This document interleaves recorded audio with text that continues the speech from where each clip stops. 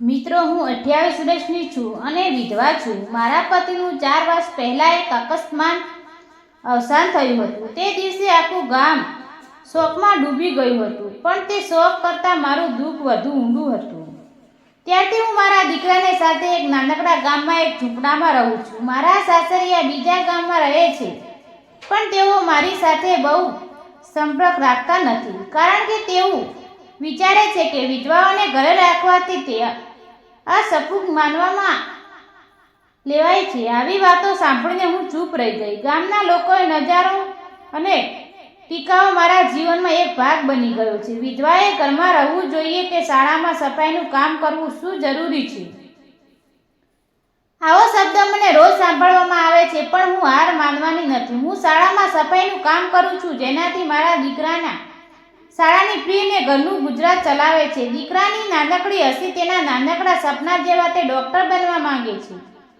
મને જીવનનું બળ આપે છે. આજે સવારે હું શાળામાં સફાઈ કરી રહી હતી ત્યારે સાહેબ આવ્યા. તેઓ શાળામાં ગણિતના શિક્ષક છે અને ગામમાં બાળકો ખૂબ પ્રેમથી ભણાવે છે. તેમની શિક્ષક પદ્ધતિ એટલી સરળ અને રસપ્રદ છે કે બાળકો ગણિતને રમતીની જેમ શીખે છે. તેમણે મારા દીકરા સાથે વાતો કરી, તેના ચિત્ર જોયા અને તેને એક નાનકડી પેન્સિલ ગિફ્ટ કરી. આ ચિત્ર ખૂબ સુંદર છે બેટા, તું એક દિવસ મોટો ચિત્રકાર બનીશ. એમ કહીને તેણે દીકરાને માથે હાથ ફેર્યો અને તે ખુશીથી ઝૂમી ઉઠ્યો. સાહેબ મને કહ્યું, તમે મારી સાદી અને મહેનત ખરેખર પસંદ છે. તમારો દીકરો ખૂબ હોશિયાર છે અને તમે તેના માટે ખૂબ મહેનત કરો છો. મેં અચકાતા અવાજે કહ્યું, આભાર સાહેબ, બસ દીકરો માટે બધું કરું છું. તેમણે હસીને કહ્યું, અને તમે શાળાએ પણ ચમકાવો છો, તો તમારા વરસ આ શાળા અધૂરી છે. તેમની નમ્ર અને હિંમતથી મારું મન હળવું થઈ ગયું. તેમાંથી વાતોમાં એક એવી શાંતિ હતી કે જે મને થોડી શરમાવતી હતી, પણ સાથે સાથે એક અજાણ્યો આનંદ પણ આવતી હતી. થોડા દિવસો પછી શાળામાં એક આકર્ષક ઉત્સવ યોજન થયું. આ શાળામાં સ્ટેજ સજાવવામાં આવે અને સફાઈના મદદ કરતી હતી. મેં ક્યારેક આવું કામ નહોતું કર્યું, પણ સાહેબે વિશ્વાસ મને હિંમત આપી કે મેં ફૂલોની માળાઓ અને રંગબેરંગી કાગળોથી સ્ટેજ સજાવ્યું અને બાળકોને ખૂબ ગમ્યું. સાહેબે બધાની સારી મારી પ્રસન્ન કરીને આ સુંદર સજાવટ આ સફાઈવાળી મહિલાની મહેનતનું પરિણામ છે.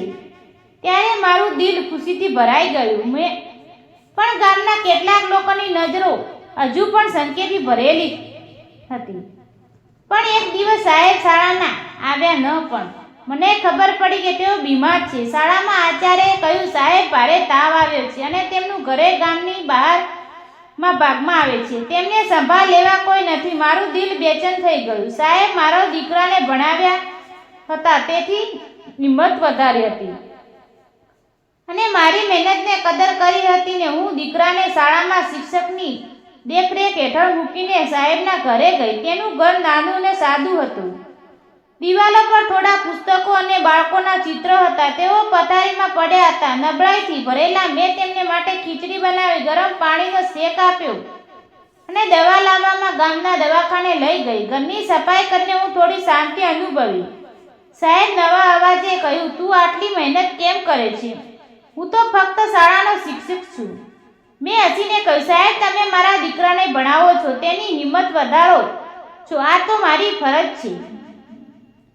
તેમણે મારી તરફ જોયું અને તેની આંખોમાં એક અલગ જ ચમક હતી, જેમાં આભાર અને કંઈક અજાણી લાગણીનો ભાવ હતો. થોડો દિવસ સુધી હું રોજ તેમના ઘરે જતી, તેમની સેવા કરતી, ખાવાનું બનાવતી અને દીકરાને પણ સાથે લઈ જતી. સાહેબ સાથે રમવાનું ગમતું. તે તેમના પોતાના ચિત્ર બતાવતા અને સાહેબ તેની નાની નાની વાતો કહેતા. ધીમે ધીમે સાહેબ સાજા થવા લાગ્યા. એક દિવસ જ્યારે હું તેમના માટે દવા લઈને આવી, તેણે મારો હાથ પકડીને કહ્યું, તું તારી સાદગી અને દવાઓ સ્વભાવે મને જીવનનું બહુ આપ્યું. તને ખૂબ પસંદ કરું છું. તારી હિંમત અને સુંદરતા મને સ્પેસ કહી છે. મારું દિલ ધડકવા લાગ્યું. હું બોલી, સાહેબ, પણ હું તે વિધવા છું. ગામના લોકો શું કહેશે? તેમણે શાંતિથી કહ્યું, તું એક મહેનતુ અને દયાળુ સ્ત્રી છે. લોકોની વાતો બદલાશે. તું તારી અને તારા દીકરાની જવાબદારી લેવા માંગુ છું. તેમની વાતોમાં એટલે વિશ્વાસ હતો કે મારી સંકોચ ઓછી થવા લાગી. હવે ગામના લોકોની વાતો વધવા લાગી. વિધવા છે અને શિક્ષક સાથે આટલી નજીક રહે છે. આ યોગ નથી. સાહેબ નક્કી કર્યું કે આ વાતોમાં અંત લાવવો જોઈએ. તેમણે શાળામાં આચાર્ય, શિક્ષક અને ગામના કેટલાક વડીલો લોકો સાથે શાંતિથી વાતચીત શરૂ કરી. તેમણે શાળાના બાળકોને માતા પિતા સાથે એક નાની બેઠક યોજી જેમ તેણે મારી મહેનત અને દયા સ્વભાવની વાત કરી. તેને એક મહેનતુ સ્ત્રી છે. તેના ભૂતકાળ અને તેનો દોષ નથી. આપણે તેની હિંમતની કદર કરવી જોઈએ એમ તેમણે કહ્યું. શાળાના શિક્ષક અને બાળકોના માતા પિતાએ મારા સાથે સાથ આપ્યો, કારણ કે તેઓ મારી મહેનત અને પ્રગતિ જોઈ ચૂક્યા હતા.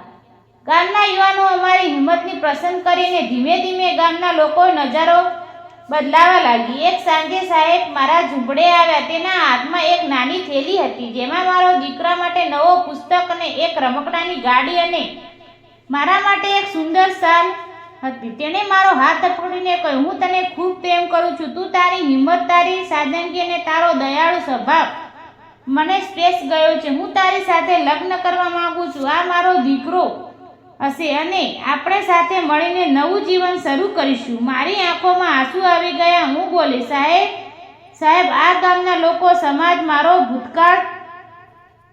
તે બોલ્યા, સમાજ બદલશે, આપણે એકબીજા માટે છીએ. હું તને અને તારા દીકરાને હંમેશા સાથ આપીશ. તેમની આંખોમાં એટલે વિશ્વાસ હતો કે મારું દિલ પણ હા કહેવા તૈયાર થઈ ગયું. મેં હા પાડી. સાહેબ તેમને પરિવાર સાથે વાત કરી. તેમની માતા અને બહેન મારા ઘરે આવ્યા. તેમની માતાએ મને ગળે લગાવીને કહ્યું, હવે તું અમારા ઘરની દીકરી બનીશ, વહુ બનીશ. તારી હિંમત અને દયાળુ સ્વભાવથી અમે ખૂબ ખુશ છીએ. તેમની બહેન મારા દીકરાને ગળે લગાવીને કહ્યું, તું અમારો નાનો ભાઈ છે. દીકરાના ચહેરા પરની ખુશી જોઈએ મારું દિલ ભરાઈ આવ્યું. અમારા લગ્ન શાળાના મેદાનમાં શાંતિથી થયા, જ્યાં હું રોજ સફાઈ કરતી હતી. શાળાના બાળકો અને શિક્ષકોએ ખૂબ ઉત્સવથી ભાગ લીધો. દીકરાએ સાહેબના પપ્પા કહીને બોલાવ્યો અને તે નાનકડા શબ્દ મારા માટે આખી દુનિયા બની ગયો. સાહેબ દીકરાને શહેરની સારી શાળામાં દાખલ કર્યો અને હું શાળામાં મારું સફાઈનું કામ ચાલુ રાખ્યું. સાહેબ મને કહ્યું, જો તું ઈચ્છે છે તો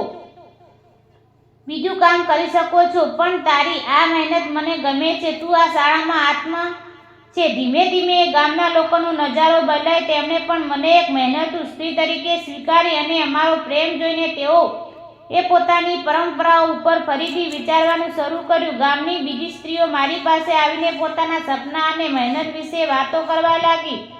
હું તેમના પ્રોત્સાહન આપતી અને સાહેબ શાળાના એક નાનું તાલીમ કેન્દ્ર શરૂ કર્યું, જ્યાં ગામની સ્ત્રીઓને હસ્તકલા અને અન્ય કૌશલ્યો શીખવામાં આવ્યું.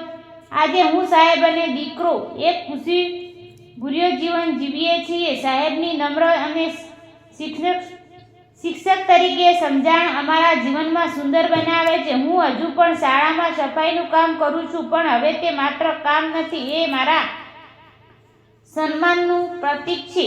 સાહેબ મને હંમેશા સપોર્ટ કરે છે. મિત્રો, આ વાત ગમી હોય તો લાઈક કરો, શેર કરો અને ચેનલને સબસ્ક્રાઈબ કરો. મિત્રો, કાલની વાર્તા જોવાનું ચૂકશો નહીં. ધન્યવાદ મિત્રો.